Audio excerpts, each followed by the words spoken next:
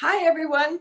Welcome to the happy hour with Hall, Walt, and Baca Wines, the show where great minds drink alike.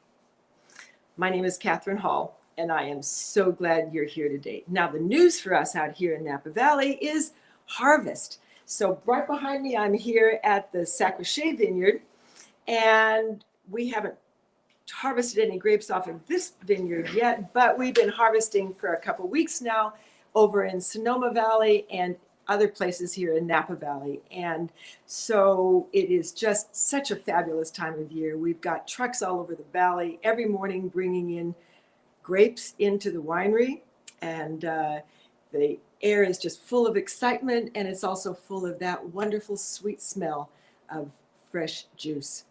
So it is just a wonderful moment for all of us out here. And it also, marks the almost launch of a new contest that we have, which is a My Wine Moment contest. It's a fabulous program. You send us a picture of your favorite wine moment, and you have a chance to win a fabulous luxury Napa Valley vacation. So that sounds really pretty wonderful. And now let me come to, and there's the link that you should send it to. And you can get the details on all of this prize and everything else on our website. So now let me talk to you about a moment that I've been looking forward to for quite a long time, and that is to introduce my guest today. He is someone who won our hearts in his show Queer Eye, with his charm and in his sincerity and his amazing culinary dishes that are just so easy. I'm going to show you the book here. So easy to make. Even I can make them. And let's just bring on the wonderful Antoni Porowski. Kathryn! I am so glad you're here, Antoni. Oh, I'm so happy to see your face, even if It it's is so virtually. wonderful to see yours. I mean, I see yours everywhere. My goodness. It's like, okay, the last time I saw you, we were in Texas. Yes. And I think I have a picture of that to show you. But beyond that, I am seeing you everywhere right now. You're on Jimmy Fallon just the other day. Oh, there you are. There's us sitting at your very hotel in the beautiful yard after we had an amazing breakfast, and where my dog Neon joined us, and she had bacon. I'm sorry you have to see me everywhere. As my father pointed out, I've been, touring mostly virtually in a lot of New York appearances, and I haven't been able to speak to my dad. And he was like, "Well, thank goodness for Instagram, because I have no idea where the heck you are at any given moment." And so that's how I feel like I'm tracking you. So it's kind of this the weirdness of what my life is like, is that's how my family stays in touch with me, which is a little pathetic, and I have to do better. But it's been a hectic couple of weeks, but I'm so excited to be here with you today. Well, I am so glad that you are. And actually, speaking of your Instagram account, a little bit later in our show, I've got a little game plan for you. It has something to do with your Instagram account. I have some mom moments here to share. Love questions that I have. But anyway, it's just, it's wonderful to have you on here. Tell us, everybody, a bit more about Neon, right? So Neon, yes. How did you guys, because I think he first came into your life just before, or not too long before that picture was taken. Correct. So Neon is a she. Her Instagram account is at Neon the Mutt, although she is self-described as a handsome woman. Everyone mistakes her for a boy. I think that's how it is with a lot of pit bulls. She is originally, well, I mean, who really knows where she's originally from? She could be from Paris. She could be from Louisiana. She's a rescue, and that's sort of like the luck of the draw when you get one. But we found her, my boyfriend and I, in Austin, Texas. We were at. You just went mute. You're mute right now, I think. Oh, I can't hear you. Working? Oh, you're working. So Okay, you great. found him Sorry in about Austin, that. Texas. That Yeah. was my friend Lyle trying to call me. So much for not turning off my notifications. Apologies. This is what happens when it's live. It keeps things spicy and interesting. Yes, he does. Um, we were in Austin where we were meant to be filming a season of Queer Eye. My boyfriend came to visit me for what was meant to be a 3-day trip, and it was right at the beginning of the pandemic, especially in New York when New York was really the epicenter at the time. And he was like, "I think I'm going to pack for 5 days instead of 3 days, just in case." And lo and behold, he stayed for 3 months. Production came to a standstill. We were 1 day shy of finishing our first episode. And so Kevin, my boyfriend, kept on working virtually. I literally went from being swamped and overwhelmed and sleeping 4 to 6 hours to literally having all the time in the world and nothing going on. So I was like, okay, I'm going to foster a dog. And the goal was to foster a dog for 2 days and then put them up on social media and say, like, look at this great rescue. Come check them out, and then kind of like do a rotation. Neon was the first dog that we brought in, and we fell in love with her immediately when she went towards the balcony and didn't realize that there was a window and she knocked her head. We realized she's just as aloof as her two dads. And when the shelter, Austin Pets Alive, which is a wonderful organization, they help hundreds of shelters in the Texas area and nationally as well. And they really do God's work and have like wonderful volunteers. I've made friends with tons of them. Anyway, they're just amazing. If you have a spare dollar to donate, I highly encourage it. I do. And I love them. But they contacted me. They were like, great, we have 6 different couples who are really interested in Neon and they want to come over and meet her. And suddenly we were like, wait, no, but we love this little beast. So we were like, sorry, pandemic, social distancing, we just don't feel comfortable. And we ended up keeping her. She came back to New York and then went back to Texas when we finally resumed filming. And after we were done with that, Kathryn, as you know, I took a very long road trip with my dear friend Ben Levine. And we stopped by Dallas. And as luck would have it, got to enjoy a wonderful breakfast with you, stayed at your beautiful hotel. Neon was in love with running through the halls. They couldn't have been nicer to her. They gave her dog biscuits. It's much more than just a hotel, but it's very dog friendly, I should say, which I think is very important. And you do not discriminate against pit bulls, which a lot of people unfortunately do. So yeah, she's been in our lives ever since. And unfortunately, she's not here. As I was mentioning earlier, I literally just moved in, breaking news, into a new apartment. And I didn't want to stress her out because I'm that kind of a crazy dog dad. So she's actually with my friend right outside DC, where he has a massive yard and another rescue because he's trying to convince his wife to get a second dog, but it's not really going well. But Neon gets along with Rosie, the other dog, very well. So Neon's going to come back here when everything is perfectly ready for her.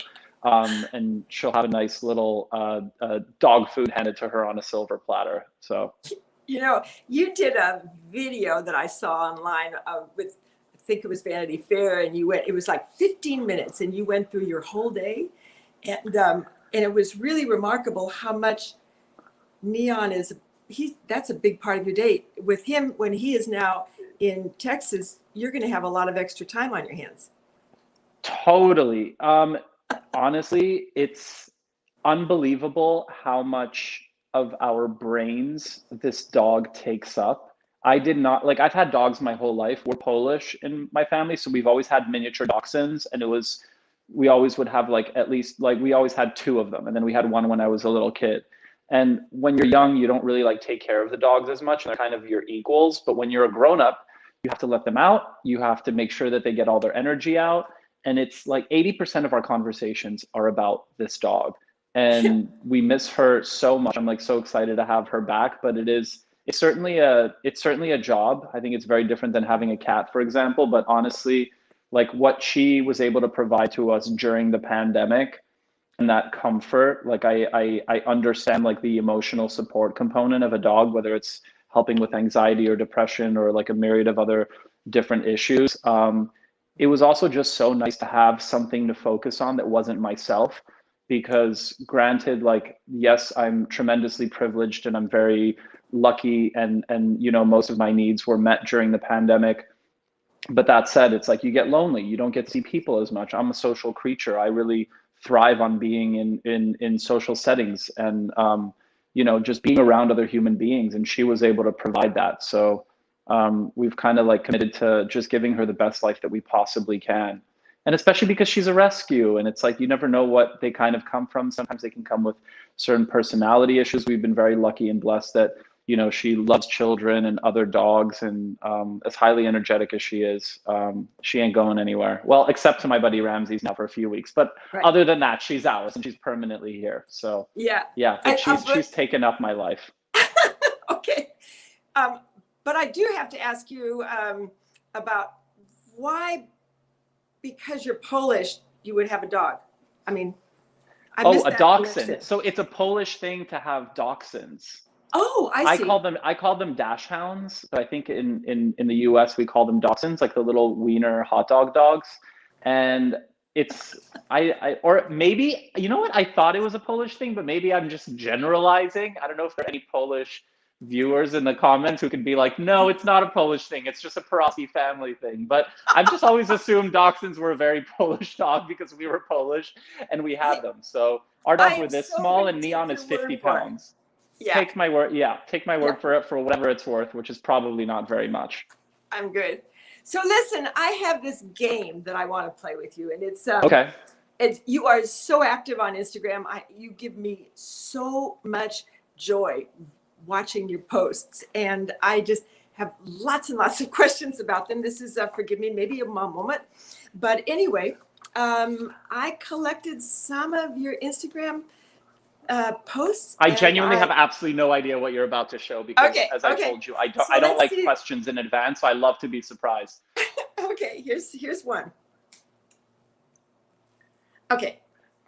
Now okay. What is I mean, I can think of all sorts of captions to go along with this, but I mean, what is this about?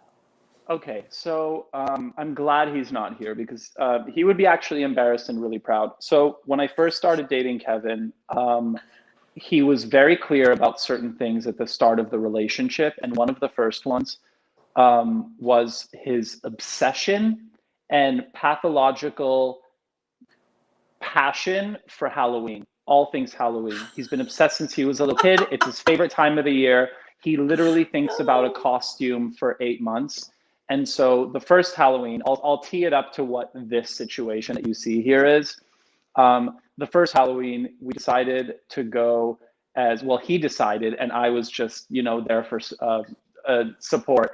We decided to go as Blockbuster employees back from the dead. So we literally bought like old Blockbuster shirts, and we had like scabs with popcorn and Swedish fish coming out of us. Gracious.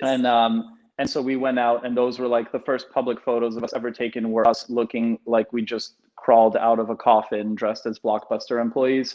And so for the second year, he wanted to outdo it, but you know, since we weren't really going out to places, he decided to go as, I forget what the exact title is, but basically he wanted to morph treasure trolls, which that's why we have the insane hair with a little jewel on the belly button. With I wondered, yeah, that was, you already answered. So it's a classic treasure troll. So it's a treasure troll and an internet troll.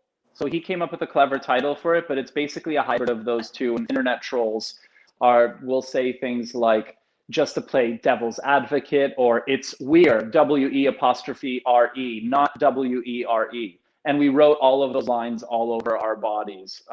So he went a little clever with that one.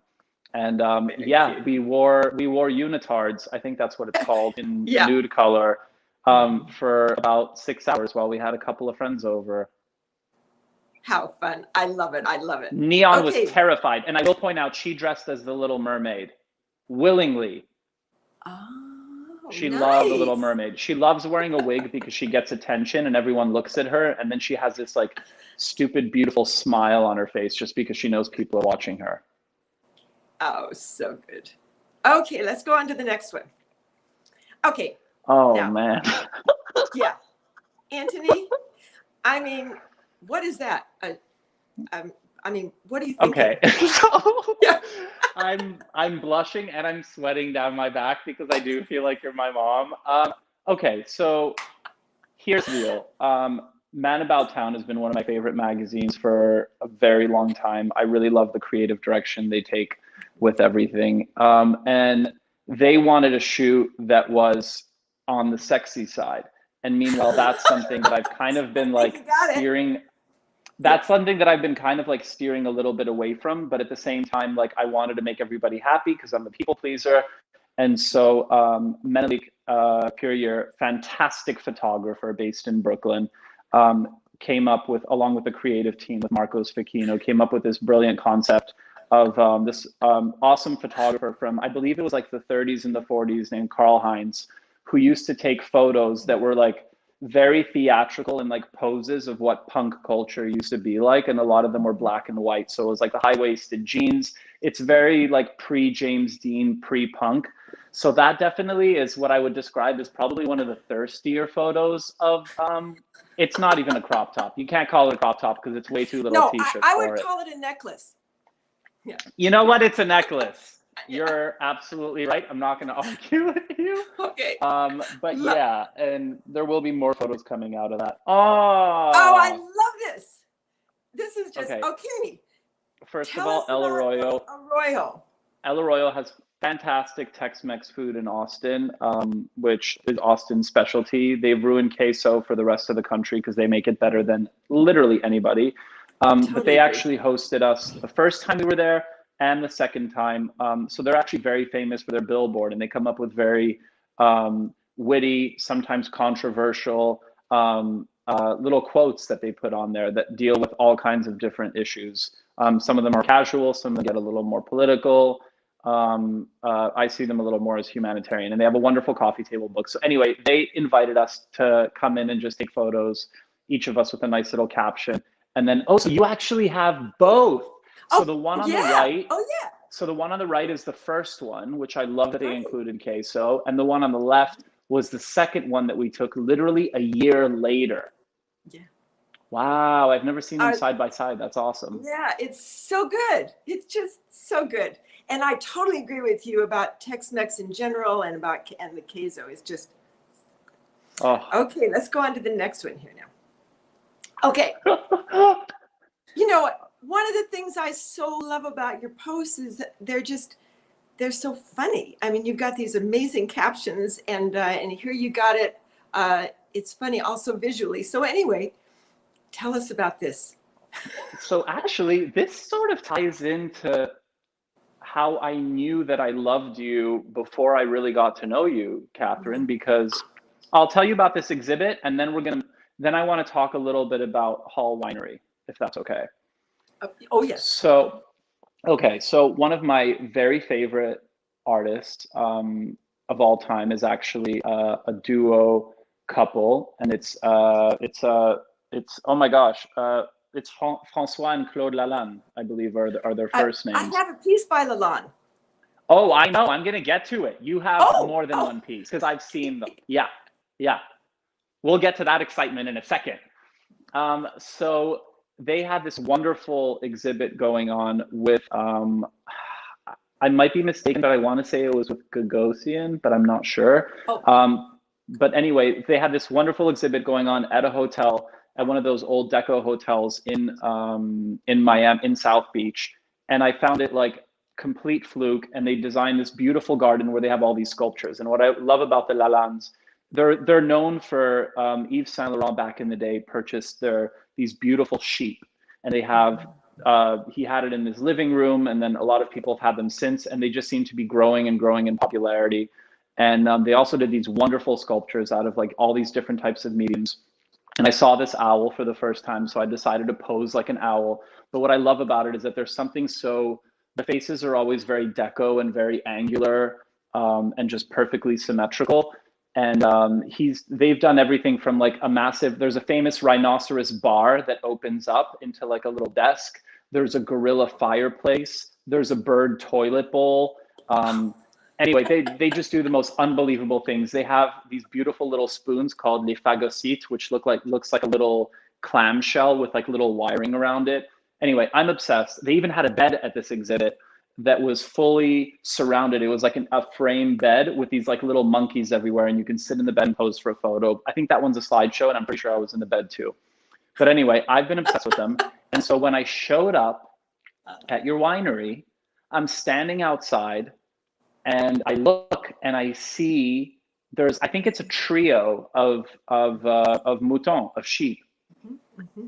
It's three, maybe it was five, I forget. But I was looking and I was like, there is no freaking way whoever is running this joint, because I didn't know you at the time yet. I was like, there is no way that they are keeping these outdoors. Like, they can't be real. And then I met a gentleman who was working there, I believe, came up to me and started looking. He was looking at me, staring and drooling at these sheep. And he was like, do you like those? I was like, I'm obsessed with them. They really remind me of Lalandes. He was like, well, why would they remind you of it? They are Lalandes. I was like, you keep these outside? He was like, I promise the climate here is very approving to have them outdoors. They don't have to be like as protected. They're totally fine being outdoors. Wait, do you have more than just those three sheep? Yeah, I do. I have a couple more here up at my house where you were over a year ago. Oh, there they are. There's the ones that are down there. Yeah. Mm-hmm. I mean, I love those. I actually, when I was introduced to Lalande was many years ago when it was a Vogue magazine article, I think, and it was all about Dior's home. And they had they had pictures of his different rooms, and he was an incredible designer, as you know. Yes. But he had these interior sheep on the collection in that article.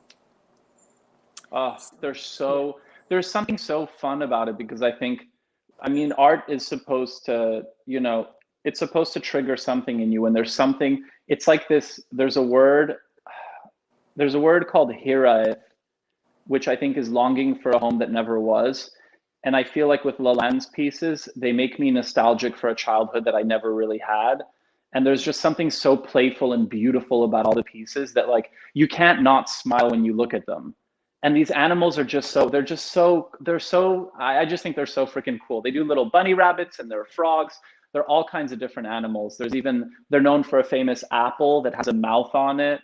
But I'm really obsessed with the animals. But yeah, and that's how I knew I loved you before I even met you. And then I got to know you, and then it was just confirmed. So it's the best. It's look, the best. if those ever get too cumbersome and you don't know what to do with them, I happily volunteer to take care of them. I promise Neon will not destroy them. I would be more than happy to take those off your hands. Well, I love you, Antoni, and we'll talk. Oh, you know what? I've got so many things I want to talk to you about, but we have another game that I wanted to play. I've got other Instagrams, but I think we should move on to this other game, which I'm calling Burning Questions, because I have burning questions for you, and you, and I thought maybe we would rotate. So I'll ask you one. You ask one, I ask one. Great. Okay. All right. Perfect. So I'm ready here. Okay. A glass of wine is a nice thing. Always a sip first. Mm-hmm. Okay. Here's my first burning question to you. So on Queer Eye, you guys are always, you seem to be so close. You really genuinely enjoy each other. And it seems to me that you're really very good friends off camera.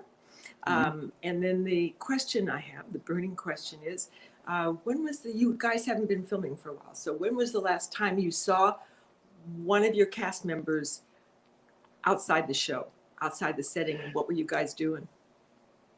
So I used to see Jonathan a lot more often when he lived in New York, but now he's actually living full-time in Austin.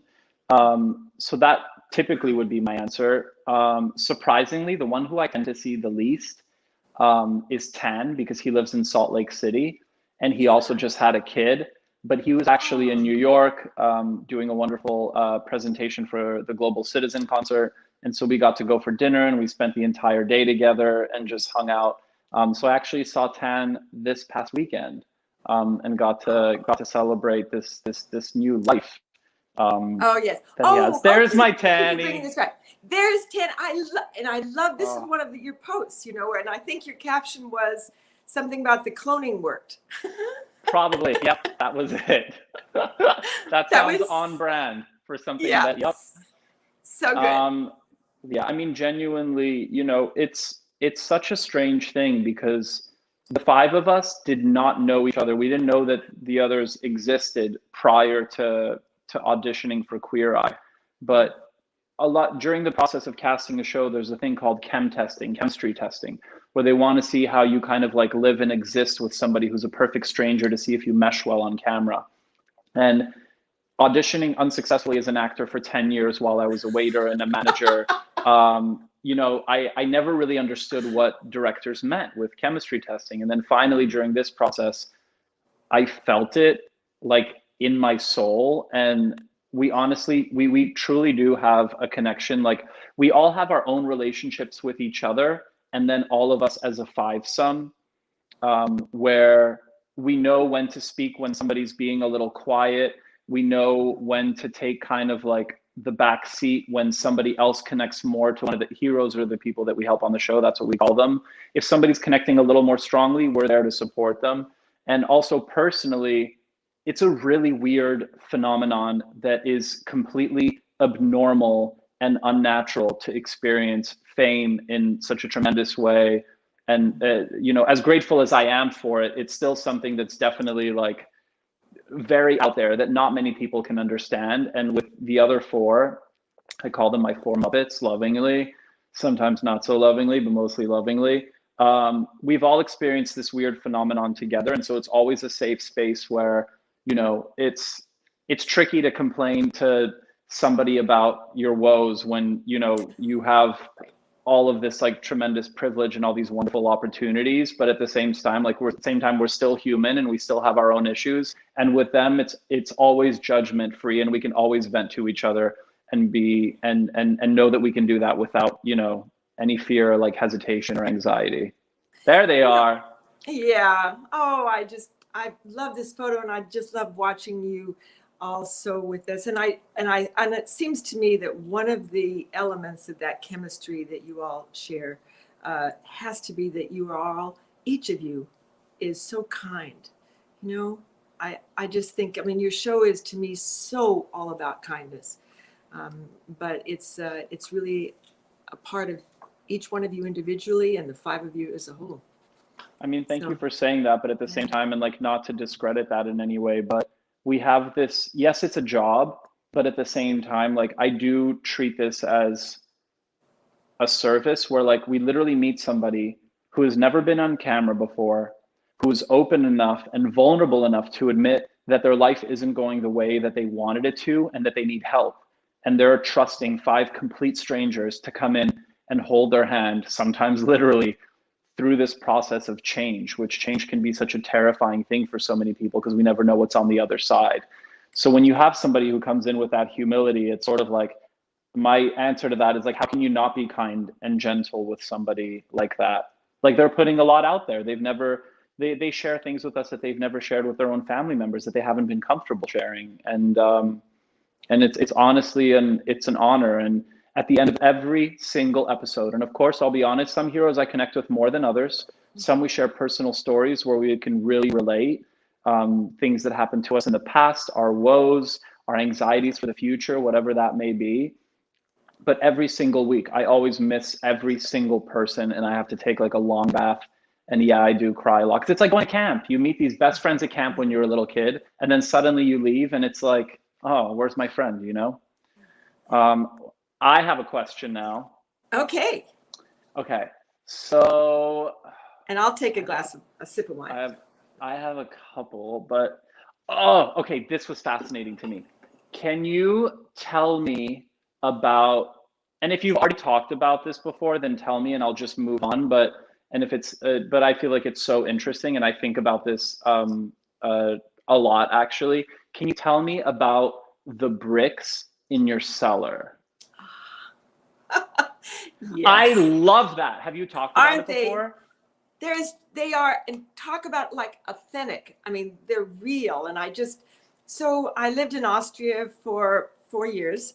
Yeah. I was in the Foreign Service. And then I came back and I met a cave builder. He's actually the master cave builder in the world, I think. I don't know if there's a contest for that, but I think he is. And He's number one in our books. Thank you. Yes. Yeah. And so I told him I was building a cave. He said to me, I want to come do the cave for you. I'm going to bring the bricks. He's part of a noble family in Austria, and he has, for some reason, I don't understand all of it, but he has access to these old Habsburg Empire buildings that fall down. So he has the exclusive access to them. So he gets all these great, bricks that come back from the Habsburg Empire, was the 1300s to the 1800s, right? Mm-hmm. So, very, very old bricks. So he came, he only charged me cost of materials, brought his bricks, brought 5 Austrians with him. They lived here for 6 months, and built that cave. And each one of those bricks, yeah. It's honestly, it's like, it's a spiritual experience when you walk through. Never in my life would I think walking through like a wine cellar, a cave, I would have a spiritual experience, but I genuinely did. Like you feel it when you walk in there. It has soul, it has character, Right. Thank you. So much about sort of this world of wine. It's just so full of tradition, and so it's just wonderful to be able to bring that tradition here. Oh, I just want to say one thing. Like, I just love the message that sends, because, you have old world wines and you have new world wines. And I think what's so American about what you did, in the best sense of the word, is that you kind of like, you take old tradition and a memento or like a relic or an actual literal brick or several thousand bricks, however many there are, and you get to kind of like make it your own. And there's a way of honoring history and provenance and where something comes from, but at the same time making it your own, which I think it's so beautiful. Thank you very much for that. Listen, we are really out of time. We're past out of time, but I'm sorry I talk too much. Oh, no, I love it. It's just so wonderful. But anyway, we have not yet talked about Let's Do Dinner. So before we close, tell me about this. Tell us all more about this wonderful book. And let me say first, what I love about it so much is just like, Antoni did it. That's what I love about this. But beyond that, I mean, all of these dishes are so tasty. I haven't made them all yet, but I am not much of a cook, I have to say. I can make one, but I'm not really good. I dragged you on stage at Bottle Rock, and you made really nice vegan chickpea fritters with me, and you were fantastic. Do not discredit yourself. You did all the work, monsieur, but thank you. Oh, that's fine. You were the charm and the charisma on stage. That was fine. Okay. So anyway, talk to us about your book. Very quickly, because I was more selfishly just here to hang out with you, if I'm being perfectly honest, and not to promote my book. But in a nutshell, Let's Do Dinner. My first book, Antoni in the Kitchen, was a bit more of a culinary memoir of Polish dishes from my heritage, meals that I had as a college student, dishes that didn't make it onto Queer Eye. And so it was kind of an amalgamation of all these different things. And with Let's Do Dinner, I kind of wanted to show what my life has been like since the show came out, because my happy place is always in the kitchen.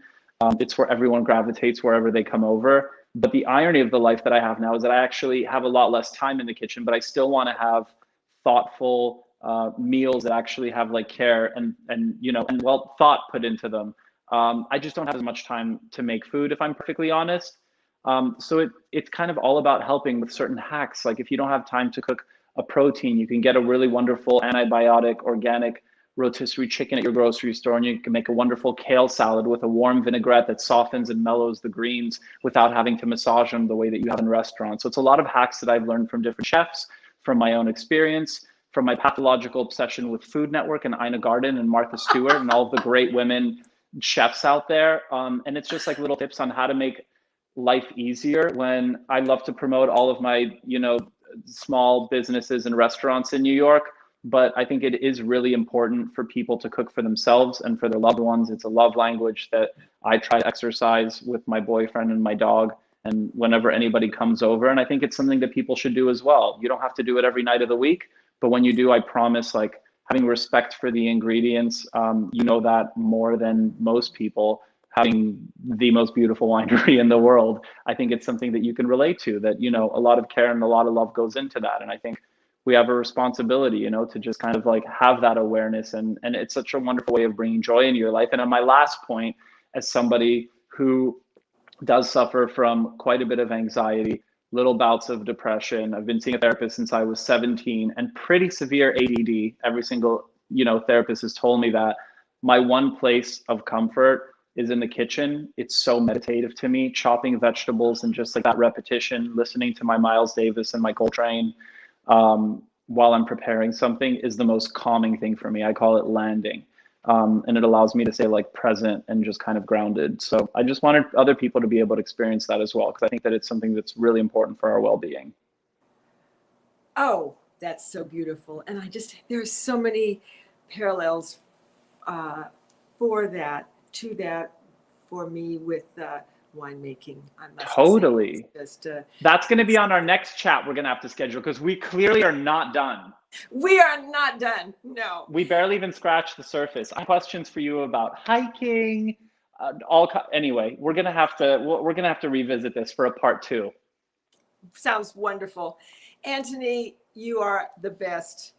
I genuinely I genuinely love you. For joining. I'm so grateful that we met, and I think about you all the time. I know we've only seen each other a few times, but I'm so excited to get back to Napa, or maybe to Texas, and hope to see you IRL soon. You tell me, I'll be there. Done. Bye-bye. Cheers. Thanks so much. Cheers. See you. Goodbye. Thank you. See you.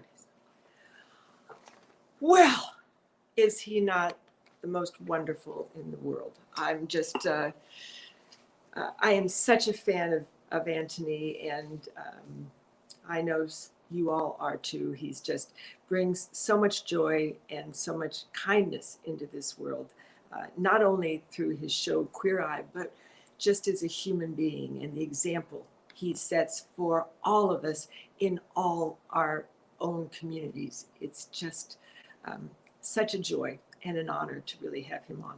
So, to you all, thank you. Thank you for joining us today. Check back with us. Be sure to follow us on Instagram and Facebook. And be sure to send in your favorite picture of a wine moment. And here's the link again. And you have a chance to win a luxury vacation to Napa Valley. And let me just say one more time. Fabulous book by Antoni, and wonderful wine. There is a lot of great recipes in here that you can use for special occasions with the Kathryn Hall, and wonderful special occasion recipes in Antoni's book, but also so many just everyday wonderful things that you'll love to make. So to you all, thank you very, very much for joining me on our happy hour for Hall, Walt, and Baca, where great minds drink alike. Cheers.